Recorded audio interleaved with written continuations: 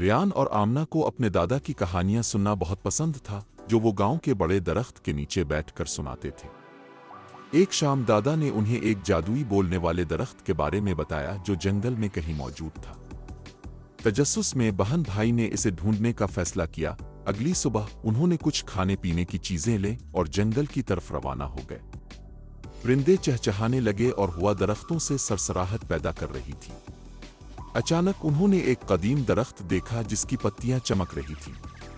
جیسے ہی وہ قریب پہنچے درخت نے کہا، خوش آمدید ننھے مسافرو، تم یہاں کیسے آئے؟ حیران ہو کر ریان اور آمنہ نے پوچھا، کیا آپ واقعی بولنے والے درخت ہیں؟ درخت ہنسا اور بولا، ہاں میں ہوں۔ میرے پاس زمانوں پرانی کہانیاں ہیں۔